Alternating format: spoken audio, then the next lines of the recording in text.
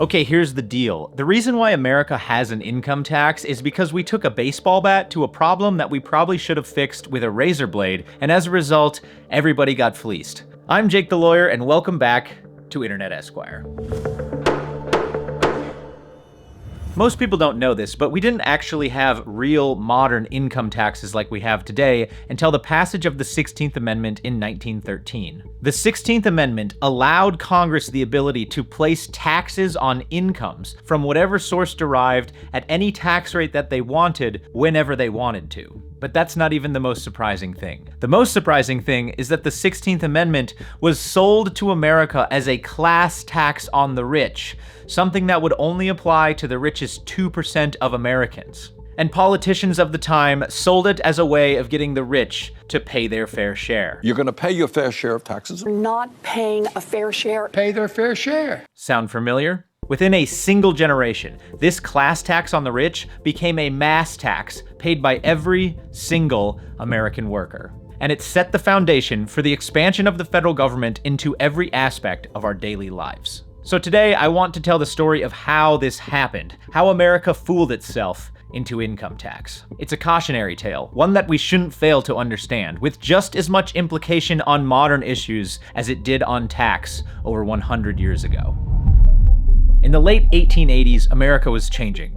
A lot. From 1870 to about 1910, America underwent the largest industrial and economic boom the world has ever seen, a period that historians now call the Gilded Age. During the Civil War, the federal government took on massive amounts of debt in order to increase the industrial capacity of the North and ultimately beat the South. This spending, combined with new Industrial Revolution technologies, created an industrial capacity in 1865 when the war ended that needed a place to go. And with a reunified economy after the war and massive amounts of land to the west, the federal government seeded the underpinnings of an economic future. They did this not directly with money, but by reducing the economic barriers to what was possible for industry. Congress granted over 130 million acres of land to railroad companies. It gave low-interest federal loans to facilitate the construction of infrastructure that would not have been possible without federal government backing. And it placed huge tariffs on steel, textiles, and iron,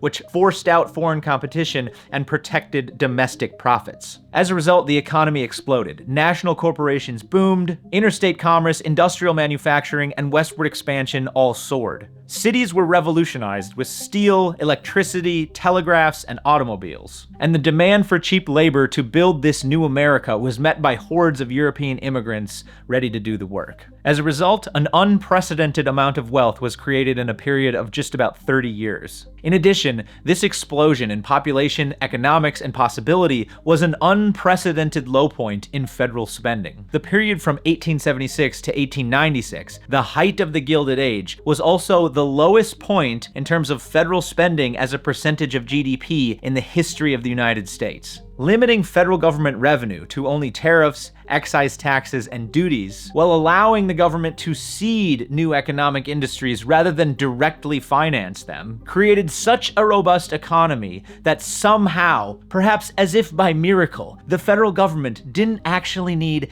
any additional revenue to operate.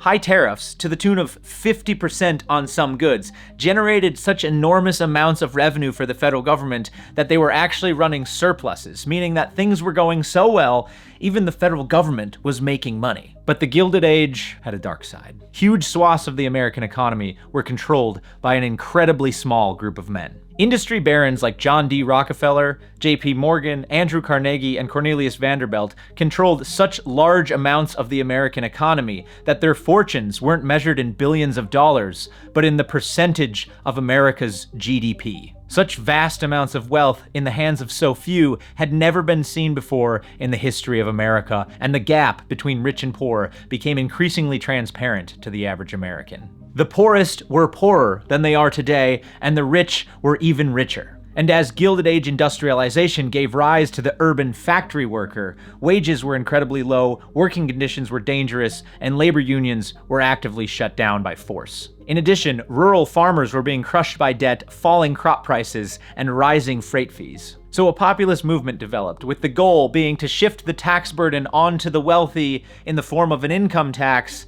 so that they could pay their fair share. Paid their fair share of taxes. Tariffs and excise taxes became the main target of this populist movement, with the idea that they disproportionately affected the poor and the middle classes. Allow me to explain. In the late 1880s, tariffs made up for 55 to 60% of all federal revenues. They've become popular again in the last year or so, so a lot more people understand what they are, but just as a refresher, here's how they work. Say you go to the hardware store to buy a hammer and you have two options. One is an American-made hammer and it's $25, and the other is a foreign-made hammer and it's $20. While you might purchase the American one just because it's made in America, the chances are more likely, if they're both the same quality, you're gonna buy the one that's cheaper. A basic principle of free market economics. Well, if the federal government now steps in and places a 50% tariff on that foreign-made hammer, its price is gonna go from $20 all the way up to $30. Well, this does a few things. First, it changes which hammer you're more likely to buy, and now the American one becomes more likely to be purchased because it's cheaper. But second, this adds a layer of protection to both the American manufacturer of the hammer and the jobs that it's providing to create that product. Overall, this puts money back into the American economy by providing a nice little revenue for the US Treasury, which funds the federal government and reduces the national debt. However, there are third and fourth order effects to tariffs as well. The American company, now insured of its market position, can raise its price from $25 up to, say, $28, knowing still full well that it's going to outcompete the foreign hammer. This obviously provides more profit to the company and in turn does put even more money into the American economy. But this process makes it more expensive for you, the consumer, and if you're not in the business of making and selling hammers, which if you're going to the hardware store to buy one, why would you be? You actually end up paying more than you would otherwise. Well, sure, if a bunch of tariffs are put in place across a bunch of swaths of the economy, overall, you might end up benefiting from them because you might have a job or work for a company that benefits from them, but this is not guaranteed to happen. And this was primarily the situation that the American farmer found themselves in at the height of the Gilded Age. And as most people know, farming in those days wasn't done in the industrial scale that it's sort of done at today. Most farming was done by small family farmers. High tariffs made the average farmer's crop less profitable because it required more money to keep and maintain and develop marketable crop. In addition, the agricultural industry as a whole was becoming more mechanized. What used to be done with men and horses and animals was now more and more increasingly being done with machines. And these machines added to the underlying financial burden of maintaining a healthy farm. At the same time, vast tracts of land in the West that were either being sold or given away as the country expanded in that direction were now being cultivated in mass. This produced unexpected bumper crops, which means that as a whole, the agricultural industry provided far more of one crop than they thought they were going to need that year. When this happens, because there are now vast amounts of supply, the cost for that same crop goes down. Demand is the same, but there's more supply, so prices fall. Stacked on top of all this were rising shipping rates on the railroads, which at the time were absolutely vital to getting a crop to market. And tariffs benefited railroads, allowing them to charge more for their freight than they would be able to do otherwise. But again, this did not benefit the average American farmer. It just made things more difficult. And while high tariffs affected several industries in this way during the Gilded Age, I used the farmers as the example because they seem to be the industry that was most affected by them. So in the late 1880s, tariffs made up almost 60% of federal revenues, and excise taxes made up for most of the remainder. Excise taxes place an additional flat cost on everyday goods of consumption that drive up the overall price to the consumer. Today, you can think of them in terms of cigarette taxes, gas taxes, alcohol taxes, anything like that. That's a perfect example of an excise tax. And because excise taxes are a flat amount charged on an item that anyone who buys it pays the same equally, they have a disproportional effect on low and middle class people rather than they do on high class, because as a percentage of total wealth, the low and middle class pay more. Overall, this form of taxation also adds to the everyday financial burdens of regular folks. So knowing that tariffs and excise taxes were doing this, they became the enemy of the populist movement. And of course, anywhere there is a populist movement, there will be politicians there to stoke the fires. They began jumping on the political bandwagon, all repeating the same message. Replace regressive tariffs and excise taxes with a progressive income tax aimed squarely at the wealthy. To them, a federal income tax was the perfect, morally justifiable advance of power. And the logic, to their credit, was fairly simple. If Gilded Age barons like John D. Rockefeller and Andrew Carnegie had amassed unprecedented sums of wealth on the back of the American economy, then why wouldn't we get them to pay more into the operation of the federal government than the little guy? Democrats quickly adopted the idea, selling it as a class tax that would only affect the rich and get them to pay their fair share. Pay their fair share. Presidents Grover Cleveland and later William Jennings Bryan argued that the tariff was the mother of all trusts, and that only an income tax could break up the marriage between big business and Congress. The idea became politically irresistible, such that even Republicans began to jump on board. And then the populist movement got exactly what it needed. The financial panic of 1893. One of the most severe economic crises America has ever seen, second only to the Great Depression itself. This triggered a multi-year depression, mass unemployment, bank collapses, railroad failures, and political upheaval. And with progressive populism already brewing on an income tax, Congress finally saw the opportunity to take its shot. The 1894 Revenue Act was passed in August of the same year, establishing the first peacetime federal income tax. I say peacetime because there was a federal income tax during the Civil War from 1861 to 1872, but it was done during a time of war to pay for the war. Nobody ever questioned it, and it naturally ended in 1872, so there's not really much to say there. The new federal income tax, however,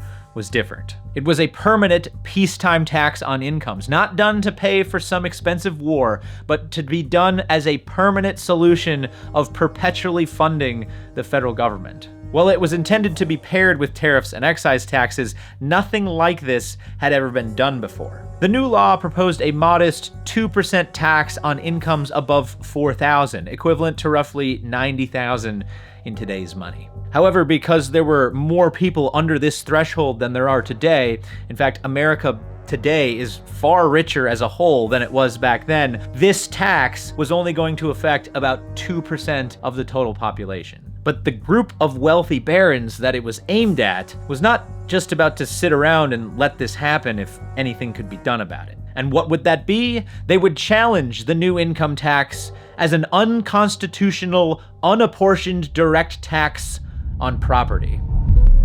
Trust me, I didn't want to know what this meant either, but it is the legal foundation for how America fooled itself into income tax. Article 1, Section 8, Clause 1 grants Congress the constitutional authority to tax, saying this: Congress shall have power to lay and collect taxes, duties, imposts, and excises.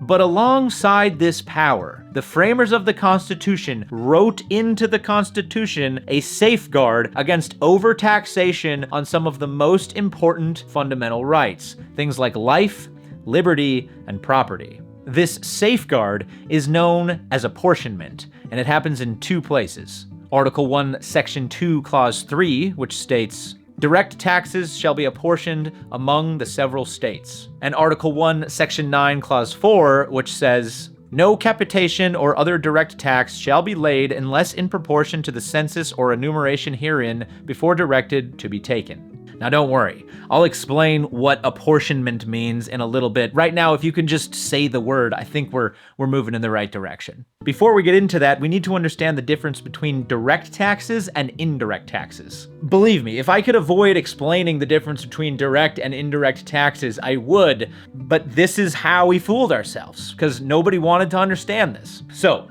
let's just do it, okay? Let's bravely go forward.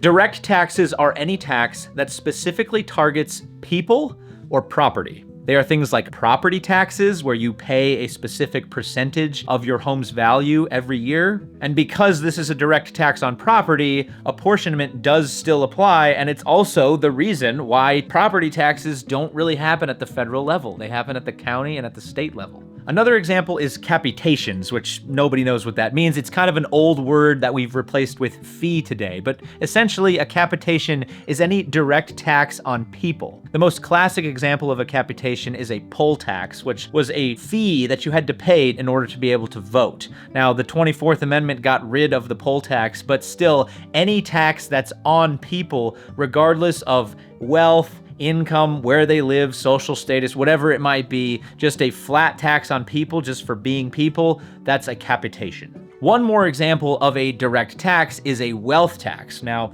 this gets thrown around a lot today. Let me just tell you what we can do with that 2-cent wealth tax. But don't be fooled by this. This is exactly what happened with the 16th Amendment. We're gonna get to that. First, indirect taxes. Indirect taxes are anything that is not on people or property. Crazy. They are taxes on activities, transactions, use, or consumption. Tariffs and excise taxes are both examples of indirect taxes. This distinction between indirect and direct taxes is important because of how those taxes get treated in the Constitution. Knowing that property would be one of the natural rights most affected by taxation, the framers of the Constitution wrote in intentional safeguards to prevent against overtaxation on things like property and life. Remember, capitations. Direct taxes on those things, the Constitution says, will require apportionment. See? Apportionment. I told you I'd get back to it. So when the Constitution says that direct taxes shall be apportioned among the several states, what it is saying is that those taxes can be done, but only if each state pays into that tax in proportion to their total population. This is, quite frankly, a beautiful safeguard because it leaves direct taxation possible, but only in situations really of emergency or war. The reason for that is because apportionment is complicated and it hits each state differently, which means that it's very politically difficult to actually get done. Here's how it works. If Congress wanted to raise $10 million through, say, property tax, they could do it, but only if each state paid into the tax based on their population. So let's say Maryland has 1 million people, and this is 10% of the total population. Well, New York has 5 million people, and that is now 50% of the population. Well, under apportionment, Maryland would need to come up with $1 million into the tax, and New York $5 million. Sounds easy enough, right? I don't see what the problem is. Well, play this out. We haven't factored in the value of property yet. If property values in the state of New York total $500 million, then New York only needs to charge a property tax rate of 1% in order to come up with the $5 million it needs. However, if property values in Maryland are just $20 million, then Maryland needs to charge a property tax rate of 5% just to come up with the $1 million that it needs to pay in. And this is exactly what makes apportionment so politically difficult, because it affects poorer states and richer states far differently. And the Constitution was designed this way intentionally, with direct taxes being discouraged as much as possible. All right, knowing all of this, let's take a hard right turn back to the 1894 income tax. Remember, at this time, big industry wanted to challenge the new income tax as an unconstitutional, unapportioned direct tax on property. And because the new income tax was unapportioned and aimed directly at property, there was pretty good legal grounds to challenge its constitutionality. Here's why. If a direct tax is any tax on property, then is a tax on income derived from property also a direct tax? This would be things like rental income or stock dividends, and no question like this had ever been asked before. So while there is a little bit of Supreme Court history leading up to this point, I'm actually going to skip over most of it because it doesn't actually matter all of that much, and I already made you sit through apportionment, which I think is enough for now. So in 1895, the case of Pollock versus Farmers Loan and Trust came before the Supreme Court, asking whether the 1894 income tax was constitutional. It asked one simple question: is a tax on income derived from property a direct tax? A man named Charles Pollock owned 10 shares of stock in Farmers Loan and Trust, a New York bank that would eventually become Citibank. When the bank announced that it would be paying the new income tax on dividends on behalf of its shareholders, Pollock sued to prevent the bank from doing so, arguing that it was an unconstitutional, direct, unapportioned tax on property. Well, what did the court find? It found in a split 5-4 decision that the tax was unconstitutional. stating this. First, we adhere to the opinion that taxes on real estate are direct taxes, and that taxes on rents or income of real estate are also direct taxes. Second, we are of the opinion that taxes on personal property or on the income of personal property are also direct taxes. This was a bombshell ruling, and while the court did say that taxes on incomes from sources not derived from property were still indirect taxes, this effectively killed any income tax. Remember, the reason for the 1894 income tax was an attempt to tax the wealthy, not the average American. And the problem with this ruling was that the wealthy derived most of their income from property. So if a tax on any form of property was now a direct tax, then a tax on the richest Americans was effectively impossible because to be constitutional, it would require apportionment. Naturally, the Pollock decision sparked public outrage. Populists and progressives accused the court of protecting wealthy financiers. Newspapers warned that the ruling had fastened the burden of tariffs upon the country forever. And in general, most Americans were furious. And what do Americans do when we get furious about something? We exhibit calm, rational thought, examining all possible outcomes with prudence and grace, while we wisely and collectively make a decision for our republic. Just kidding. We hastily fixed the very specific problem of not being able to tax super rich people by giving away our own right not to be taxed. Yep, that's what we did, because we were promised by politicians and newspapers that it would only apply to billionaires. God, are we on the same road right now? Where's Elizabeth Warren when you need her? Lizzie! Can you call her Lizzie? So in 1913, America ratified the 16th Amendment, which says this: Congress shall have the power to lay and collect taxes on incomes from whatever source derived, without apportionment among the several states, and without regard to any census or enumeration. I'm not going to take us back to legalese land, but here's what this means. This was the baseball bat that we used to fix the problem we should have solved with a razor blade. Instead of limiting congressional power to only what was absolutely necessary to tax the wealthy, by limiting how much the tax could be, or who it applied to, or what type of income it applied to, or literally anything, we just gave Congress the power to tax any and all incomes in whatever form they wanted to, and removed all the constitutional safeguards that we had against overtaxation of our most fundamental rights. I wish I was making this up. I wish this was a great fib. Oh, it was a great fib. We fibbed it. It's pretty shocking when you say it like that. This whole thing still just boggles my mind. Like, how did we let this happen? The reason why 40% of your paycheck comes out before you even get the money is because we thought we were trying to tax billionaires. And what's shocking about this is that somehow as Americans, we keep repeating this mistake. Do you remember the Patriot Act? We were so concerned about some old guy hiding in a cave with an old commie AK-47 that we gave away our digital privacy rights to the federal government forever. I just gave it away. It's the Patriot Act. If you don't agree with it, you're not a patriot. Now, just in case you don't believe me, I'm going to explain briefly what happened in a single generation after the passage of the 16th Amendment. In October of 1913, Congress passed the first real modern income tax. And as promised, it was a modest tax on the rich, a 1% tax on incomes over $3,000, progressively rising to a 7% tax on incomes over $500,000. Adjusted for today's dollars, this 1% threshold would have applied to incomes of $90,000 for individuals or $120,000 for married couples. And the average industrial worker made $800 a year, which was far below the actual threshold. So the federal government estimated that it would only apply to the richest 2 to 3% of Americans. And overall, the country largely celebrated it. The House Ways and Means Committee said this: "We encourage citizens to cheerfully support and sustain this, the fairest and cheapest of all taxes." The New York Herald said this: "We have observed the emergence of the young man who overstates his income in order to be among those who are obliged to pay an income tax." They also further predicted that many $12 and $20 a week clerks will be waving an income tax receipt from the stool of his favorite quick lunch spot to show his value and standing in the commercial world. I want to throw up.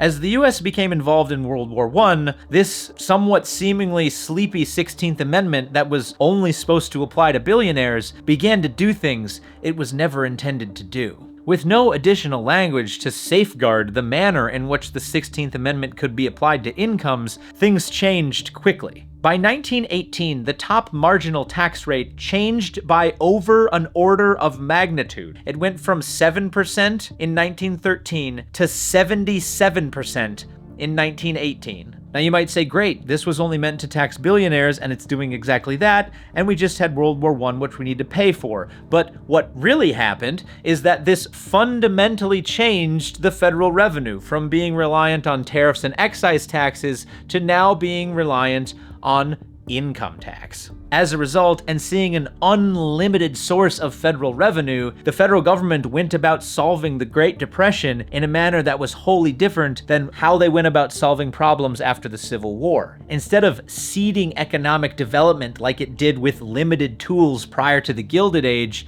this time the federal government solved the Great Depression with the New Deal through direct financial expansion of the federal government and federal relief programs. And it also implemented Social Security. And in order to pay for Social Security, another federal social safety net program, it had to implement an additional tax called the payroll tax. The payroll tax began as a combined 2% tax on employees and employers and is now a 15% tax today. And we can all be really glad it paid off because Social Security is going to hit its first round of insolvency in about 8 years. And then came World War II, fundamentally transforming the form of the federal government, adding millions of low and middle income Americans to the tax rolls. In 1943, federal withholding of paychecks began. This allows the federal government to take money before it even gets to you, to earn their own interest on it, and then to give you back what you overpaid the following April, all without interest. In my opinion, ladies and gentlemen, that is highway robbery, but let's move on. By 1945, just 30-some years after the introduction of the first federal income tax was no longer a class tax on the wealthy. It was a mass tax paid by every single American worker. And today, the amount of federal revenue paid through income tax looks like this. It's the green line. The yellow line is, well, that's just payroll taxes, which is another form of income tax. And federal revenue collected by source now looks like this. Now, overall, I'm not going to get into the political arguments about whether income tax is all good or all bad or somewhere in the middle. The main point I want to get across is that it allowed this. And it was sold to the average American as a 1% tax on the wealthy. This should be all the proof that we need to show that governments will do, or eventually try to do, everything and anything that is within the power they have been given. They tend toward this in all circumstances, and that's why as a people, we need to be very wary of long-term, broad language being used to solve short-term, very specific problems. Today, we often hear calls for a wealth tax, justified in order to get the wealthy to pay their fair share. How about a wealth tax in America? I have no doubt that the intention behind a wealth tax is good, but the road to hell is paved with good intentions. And that, my friends, is the story of how America was fooled into income tax. So if you liked this video, please consider subscribing. I'll be releasing them every week. And thank you again for so many of the comments. It's a fun way to interact with everybody, and I really do appreciate everybody who chips in down there. So anyway, that's it. I hope you're having a wonderful day. Keep your head up out there. Merry Christmas and Happy New Year, everybody. And I will see you on the next one.